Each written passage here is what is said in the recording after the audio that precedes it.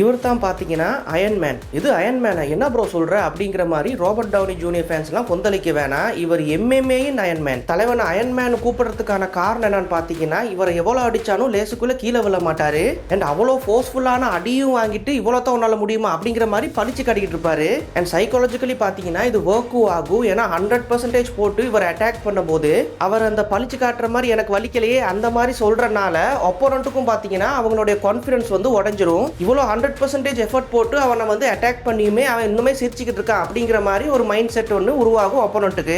And இவருடைய பேர் பார்த்தீங்கன்னா ரோட் டேங்க். இவர் வந்து தாய்லாண்டை சேர்ந்தவர். தாய்லாந்து சொன்னோலே நமக்கு மைண்டுக்கு வரதெல்லாம் ஆங் பேங் அப்படிங்கிற படம் தான். அண்ட் அந்த படம் பட்டி தொட்டி எங்கேயுமே பயங்கர ஃபேமஸ் ஆனதுக்கு ஒரு முக்கியமான காரணம் பார்த்தீங்கன்னா டோனி ஜா அண்ட் அவருடைய முய்தாய் ஸ்கில்ஸ் தான். அண்ட் உலகத்திலேயே one of the strongest and டேஞ்சரஸான ஒரு மார்ஷல் ஆர்ட்ஸ்னா அது கண்டிப்பா முய்தாய் தான். அவங்களுடைய கோ ஐடியா என்னன்னு பார்த்தீங்கன்னா, உங்களுடைய உடம்பையே வெப்பனா யூஸ் பண்றது, அவங்களோட முட்டியை கிட்டத்தட்ட ஒரு ஷீல்டா யூஸ் பண்றதுல இருந்து அவங்களுடைய எல்போஸை ஒரு ஸ்பியரா யூஸ் பண்ணி அட்டாக் பண்ற வரைக்கும் உடம்பையே வெப்பனா யூஸ் பண்ணி அட்டாக் பண்றதுல தான் முய்தாய் பயங்கர ஸ்பெஷலிஸ்டா இருக்கு. நீங்க இமேஜின் பண்ணி பாருங்க, நம்மளுடைய எல்போஸ் பாத்தீங்கன்னா கிட்டத்தட்ட ஒரு ஈட்டி மாதிரி தான் இருக்கும், பயங்கர ஸ்ட்ராங்கா.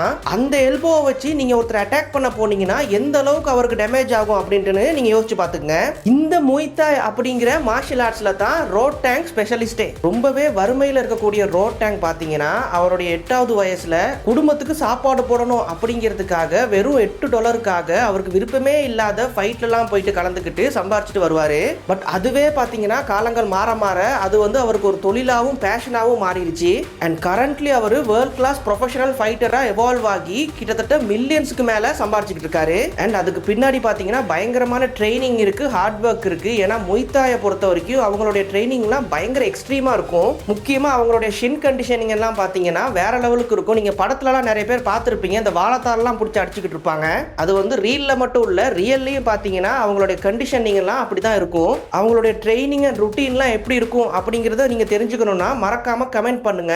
நான் அதை செப்பரேட்டான ஒரு வீடியோவை போடுறேன். அண்ட் இந்த வீடியோ உங்களுக்கு பிடிச்சிருந்துச்சுன்னா மறக்காம லைக் பண்ணுங்க. 1000 லைக் மேலே வந்துச்சுன்னா நான் கண்டிப்பாக தொடர்ந்து முய்தாயை பற்றி வீடியோஸ் போடுறேன்.